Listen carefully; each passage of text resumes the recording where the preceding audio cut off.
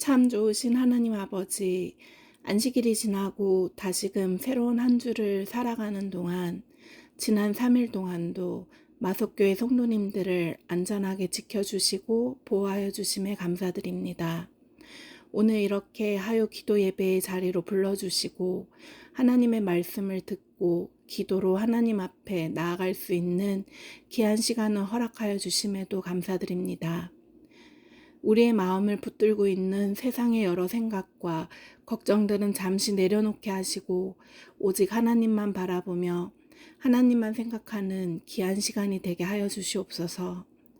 하나님, 질병으로 고통받고 계시거나 어려운 일을 당하고 있는 성도님들이 계시다면 하나님의 치료의 손길과 위로와 평안을 허락해 주시고 우리의 형편과 사정을 누구보다 잘 아시는 하나님께서 각 사람에게 가장 필요한 은혜를 베풀어 주시옵소서.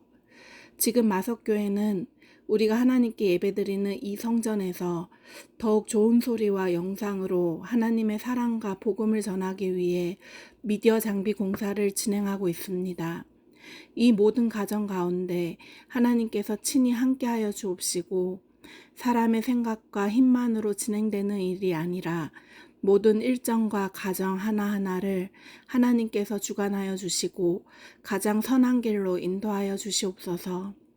공사를 진행하는 모든 분들에게 지혜와 안전을 더하여 주시고 계획된 모든 일정이 차질 없이 잘 진행되게 하여 주시옵소서. 이제 말씀을 듣습니다. 오늘 선포되는 하나님의 말씀을 통해 우리의 마음이 변화되게 하시고 말씀 속에서 하나님의 뜻을 깨닫게 도와주시고 오늘 이 시간 드리는 예배와 말씀과 기도를 통하여 오직 하나님만 영광 받아주시기를 바라며 우리의 모든 기도를 사랑이 많으신 예수님의 이름으로 기도드립니다. 아멘.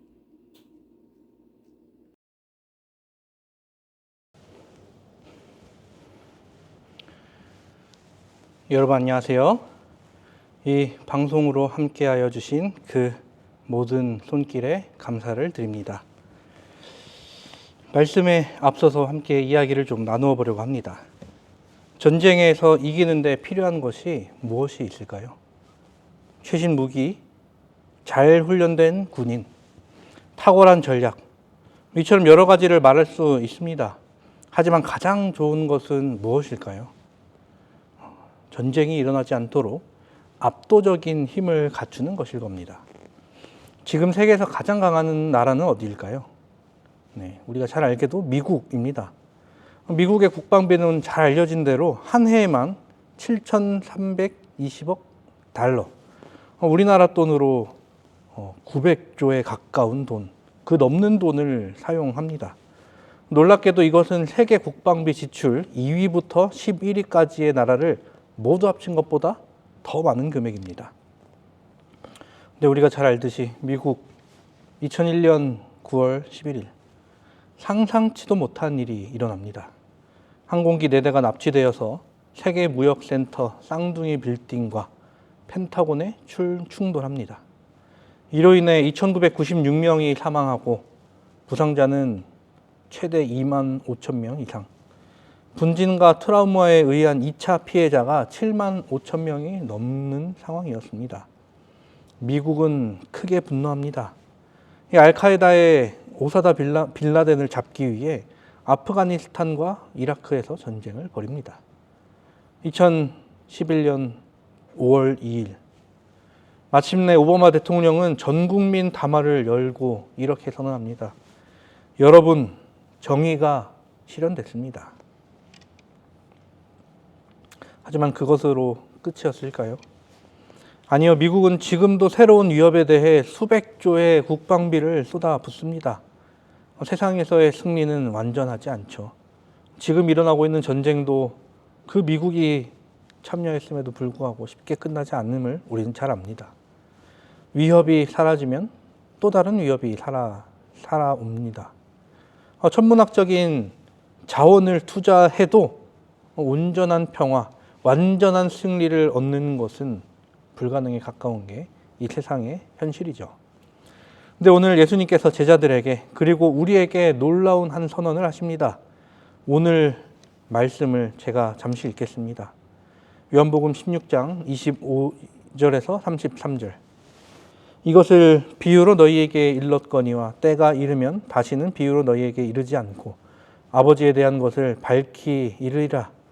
그 날에 너희가 내 이름으로 구할 것이요 내가 너희를 위하여 아버지께 구하겠다 하는 말이 아니니 이는 너희가 나를 사랑하고 또 내가 하나님께로부터 온 줄을 믿었으므로 아버지께서 친히 너희를 사랑하심이라. 내가 아버지에게서 나와 세상에 왔고 다시 세상을 떠나 아버지께로 가노라 하시니 제자들이 말하되 지금은 밝히 말씀하시고 아무 비유로도 하지 아니하시니 우리가 지금에야 주께서 모든 것을 아시고 또 사람의 물음을 기다리시지 않는 줄 아나이다. 이로써 하나님께로부터 나오심을 우리가 믿사옵나이다. 예수께서 대답하시되 이제는 너희가 믿느냐? 보라 너희가 다 각각 제 곳으로 흩어지고 나를 혼자 둘 때가 오나니 벌써 왔도다. 그러나 내가 혼자 있는 것이 아니라 아버지께서 나와 함께 계시느니라. 이것을 너희에게 이르는 것은 너희로 내 안에서 평안을 누리게 하려 함이라. 세상에서는 너희가 환난을 당하나 담대하라. 내가 세상을 이기었노라.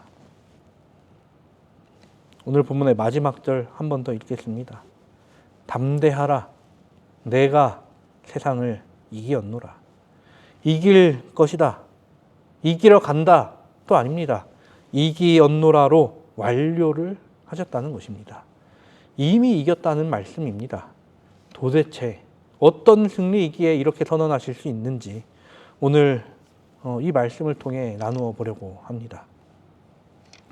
오늘 본문이 시작되는 25절을 보면 예수님께서는 먼저 이렇게 말씀하십니다. 이것을 비유로 너희에게 일렀거니와 때가 이르면 밝히 이르리라. 지금까지 제자들에게 비유로 말씀하셨었는데 이제 직접적으로 말씀하시겠다는 이야기죠.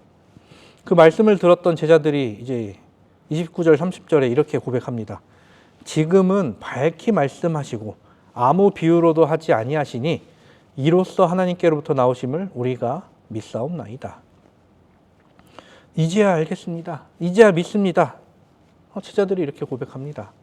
3년 반을 함께 다니며 예수님께서 베풀어 주신 그 수많은 기적을 보고 말씀을 듣고 이제야 당신이 하나님으로부터 오신 분임을 믿습니다라고 고백하는 것입니다. 그런데 이 고백을 들으신 예수님의 반응이 우리의 예상과는 조금 다릅니다. 분명 이 고백을 들었을 때 칭찬하셔야 되는데 31절에 가서 예수님은 이렇게 되물으시죠. 이제는 너희가 믿느냐. 예수님께서 이 제자들의 말씀에 대해서 의심을 하시는 것은 아니었습니다. 도리어 경고하시는 것인데 지금 이 순간 너희가 믿는다고 하지만 곧 너희가 다 도망갈 것을 안다라는 말씀입니다. 실제로 32절에 그 말씀이 이어지게 됩니다. 너희가 다 각각 제 곳으로 흩어지고 나를 혼자 둘 때가 오나니 벌써 왔도다. 이것이 오늘 본문의 긴장입니다.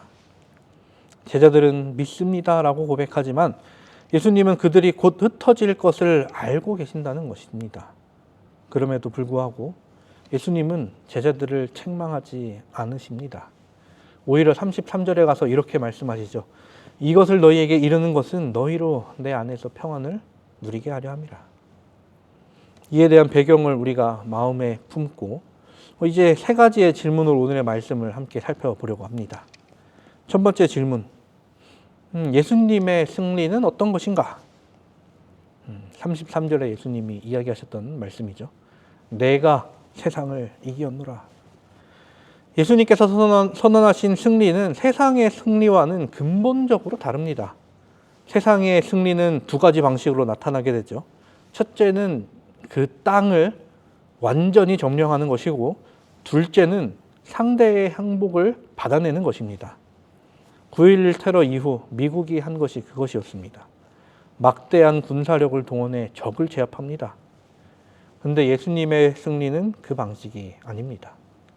예수님은 점령하지 않으셨습니다. 상대의 항복을 받아내셨는가 하면 그 또한 아니었습니다. 오히려 정반대로 가는 것을 우리가 보게 되죠. 예수님은 잡히십니다.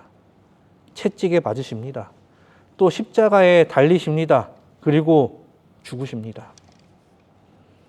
사단의 입장에서는 그 순간 예수님께서 십자가에 달려 돌아가셔서 죽으시는 그 순간 그에게는 승리처럼 보여졌을 것입니다.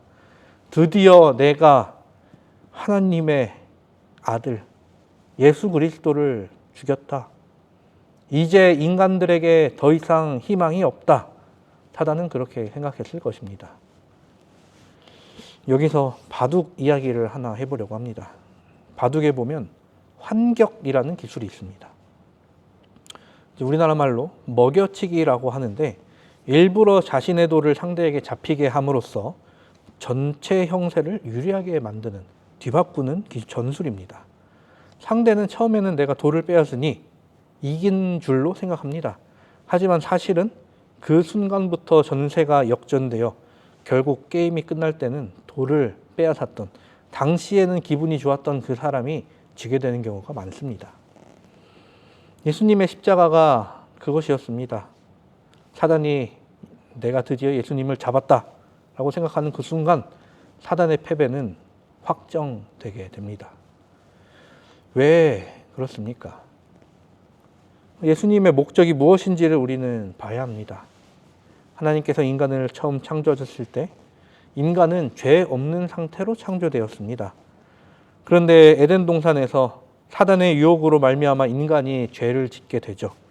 그 순간 이제 에덴 동산에서 쫓겨나고 죽음을 맞이한 그 인간들에게 하나님께서는 한 가지 약속을 주십니다. 창세기 3장 15절. 여자의 후손은 내 머리를 상하게 할 것이요 너는 그의 발꿈치를 상하게 할 것이니라. 이것을 우리는 원복음이라고 부릅니다. 죄의 현장에서 주어진 첫 번째 복음입니다. 여자의 후손이 뱀의 머리를 상하게 할 것이라는 그 약속. 그 여자의 후손이 누구입니까? 네, 우리가 너무나도 잘 아는 예수 그리스도이십니다. 그리고 그 약속이 골고다 언덕 십자가에서 성취됩니다. 사단은 예수님의 발꿈치를 상하게 할 뿐이었습니다. 지금 당장은 예수님을 죽였으므로 내가 예수님을 쓰러뜨렸다.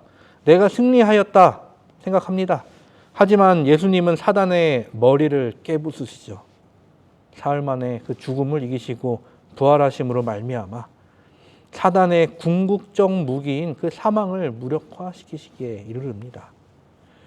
그러므로 예수님께서 거두셨던 승리는 이 세상에서 보인 누구의 승리와도 차원이 다른 이야기입니다.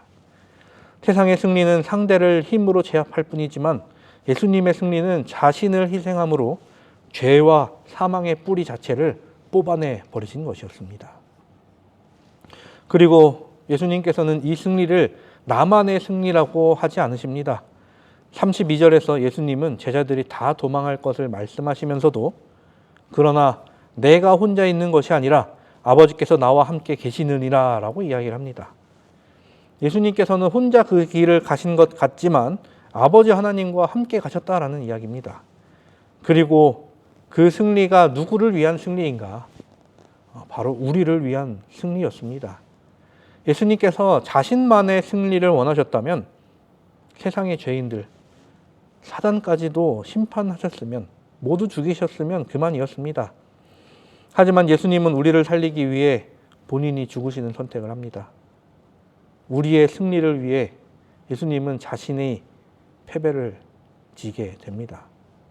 그런데 그 지심이, 그 패배하심이 결국의 승리하심을 만들어내시죠. 예수님의 승리는 힘으로 누르는 승리가 아니라 십자가의 희생으로 죄와 사망을 이기신 승리, 그리고 우리를 위한 승리임을 우리는 너무나도 기쁘게 여겨야 하지 않겠습니까? 두 번째입니다. 그 승리가 우리에게 주는 것은 무엇인가? 그것은 바로 평안이죠. 본문 33절에 이야기합니다. 이것을 너희에게 이르는 것은 너희로 내 안에서 평안을 누리게 하려 함이라. 예수님께서 하신 이 모든 말씀의 목적, 너희로 내 안에서 평안을 누리게 하려 함이라. 승리의 선언이 곧 우리에게 주시고자 하는 것, 그것이 바로 평안이라는 것입니다. 우리가 잘 알듯이 예수 그리스도를 다른 이름으로 부를 때 우리는 평강의 왕이라고 부릅니다. 이사야 9장 6절에서도 그분에 대해 평강의 왕이라고 예언을 했고, 살렘의 왕 멜기세덱은 평화의 왕을 의미하기도 합니다. 예수님께서 이 땅에 오셔서 결국 우리에게 주시고자 하시는 것이 바로 평안이라는 것은 그분의 본성으로부터 나오는 것입니다. 그런데 여기서 중요한 것이 있습니다. 예수님께서 주시는 평안은 세상이 주는 평안과 근본적으로 다르다는 것입니다. 세상이 주는 평안은 어떤 평안입니까? 이것을 쉽게 이야기하면 조건부 평안일 것입니다. 경제가 안정되면 평안하다. 건강하면 평안하다. 관계가 좋으면 평안하다. 하지만 그 조건 중에 하나라도, 조금이라도 무너지면 어떻게 됩니까? 바로 평안이 무너집니다. 세상의 평안은 상황에 묶여있는 평안일 뿐입니다. 예수님은 요한복음 14장 27절에 이렇게 말씀하십니다. 평안을 너희에게 끼치노니 곧 나의 평안을 너희에게 주노라. 내가 너희에게 주는 것은 세상이 주는 것과 같지 아니하니라. 세상이 주는 것과 같지 아니하리라. 예수님께서는 분명히 구분하십니다. 그렇다면 예수님께서 주시는 평안은 어떤 평안일까요? 오늘 본문이 그 답을 줍니다. 33절에 세상에서는 너희가 환난을 당하나. 환난이 있음을 인정하십니다. 너희의 상황이 더 좋아진다거나 문제가 사라진다라고 말씀하진 않으십니다. 그런데 환난 가운데서도 누릴 수 있는 평안이 예수님이 주시는 평안이라는 것입니다. 바울은 빌립보서를 통해 이 평안에 대해서 우리에게 이렇게 이야기를 하는데요. 빌립보서 4장 7절에 이야기합니다. 모든 지각에 뛰어난 하나님의 평강. 이해가 되지 않는 평안이죠. 논리적으로 설명이 안 되는 평안입니다. 내 상황이 지금 어려운데 마음은 평안한 상태. 이것이 예수님께서 주시는 평안이라는 겁니다. 그렇다면 오늘날 우리가 겪고 있는 평안은 무엇입니까? 초기교회 성도들은 몽둥이와 칼과 순교의 위협을 받았습니다. 그런데 그들이 겪는 환난을 우리는 겪고 있는가? 분명 우리는 다른 상황이죠. 요한계시록 3장에서 우리가 살고 있는 이 시대, 라오디게아 시대를 위해 주신 그 말씀을 우리는 봅니다. 계시록 3장 16절 17절 내가 이같이 미지근하여 뜨겁지도 아니하고 차지도 아니하니 내 입에서 너를 토하여 버리리라. 내가 말하기를 나는 부자라 부유하여 부족한 것이 없다 하나 내 곤고한 것과 가련한 것과 가난한 것과 눈먼 것과 벌거벗은 것을 알지 못하는도다. 칼이 아닙니다. 총이 아닙니다. 우리 시대의 환난은 서서히 식어져가는 그 미지근함입니다. 너무 편해서 긴장이 없고 물질적으로 부족한 것이 하나 없어서 하나님을 간절히 찾지 않는 그 상태가 우리에게 있어서 환난입니다. 차라리 우리에게 어려움이 있다면 하나님께 더 매달리게 됩니다. 그런데 아무 문제가 없는 것처럼 느껴질 때 그것이 사실 가장 위험한 상태일 수 있다는 것입니다. 사단은 우리가 생각하는 것보다 훨씬 똑똑합니다. 성도들에게 총과 칼을 들이밀며 순교를 강요하면 오히려 신앙이 더 강해진다는 것을 그는 역사를 통해 배웠습니다. 그래서 지금은 우리에게 전혀 다른 전략을 씁니다. 조금씩 편안하게, 더 조금씩 세속적으로, 더 조금씩 미지근하게 우리의 신앙의 온도를 낮추고 있는 것입니다. 이 미지근함의 환난 속에서 우리에게 필요한 것이 무엇이 있을까요? 바로 예수님께서 주시는 평안이라는 것입니다. 상황에 묶인 평안이 아니라 예수 그리스도 안에 있기 때문에 누리는 평안, 내 안에서라는 그 예수님의 말씀이 핵심이 됩니다. 평안의 조건은 어떠한 상황이 아니라 내가 예수님 안에 있는가 아닌가라는 것입니다. 그렇다면 우리는 어떻게 살아야 할까요? 본문 33절은 이야기합니다. 담대하라. 내가 세상을 이기었노라. 예수님께서 마지막으로 하신 말씀은 명령입니다. 담대하라. 이 말의 뜻은 겁 없이 용감하라 라는 뜻입니다. 그런데 이 명령이 공허하지 않은 이유가 있습니다. 이유 없이 용기를 내라 라고 하시는 것이 아닙니다. 내가 세상을 이기었기 때문에 담대하라 라고 하시는 것입니다. 이 담대함의 근거는 우리의 용기나 능력이 아니라 예수님의 승리입니다. 성경을 보면 담대하라 라는 명령을 받은 대표적인 인물이 있죠. 바로 여호수아입니다. 하나님은 여호수아에게 거듭 말씀하십니다. 강하고 담대하라. 두려워하지 말라. 내 하나님 여호와가 어디로 가든지 함께 하느니라. 그런데 여호수아의 이야기에서 매우 중요한 사건이 하나 있습니다. 그것은 바로 아이성 전투입니다. 여리고성을 아주 기적적으로 일어날 수 없는 일을 그가 일으킨 다음에 이스라엘 백성들과 여호수아는 자신감이 넘쳐 흐르게 됩니다. 다음 목표였던 아이성은 여리고에 비하면 아주 작은 성이었죠. 이 정도야 쉽겠지 라는 생각으로 정탐꾼들이 이렇게 이야기합니다. 사람을 2-3천 명만 보내면 충분합니다. 2천 명도 아니고 3천 명도 아니고 2에서 3천 명만. 그런데 어떻게 됐을까요? 아이성 사람들은 매복해 있다가 기습 공격을 하고 이스라엘 백성들은 놀라서 도망치게 됩니다. 이때 36명이 사망합니다. 그 큰 여리고를 정복할 때는 단 한 명도 다치지 않았는데 이 작은 아이성에서 참패하게 된 것입니다. 왜 그렇게 됐을까요? 두 가지 원인이 있습니다. 첫째는 아간의 범죄로 인해 하나님의 보호가 이스라엘 백성으로부터 거쳤기 때문이고, 또 하나는 그들이 하나님께 여쭤보지 않고 자신들의 판단으로 움직였기 때문이었습니다. 여리고는 하나님의 지시대로 모든 것을 이행했습니다. 하지만 아이성은 자신들의 생각대로 했기 때문이었습니다. 하나님께서 여호수아에게 하셨던 그 명령, 담대하라라는 명령은 너 자신을 믿으라라는 말이 아니었습니다. 하나님을 믿는 믿음을 굳건히 하라는 말이었습니다. 이스라엘 백성들은 자신을 믿었을 때 아이성에서 완전히 패하고 맙니다.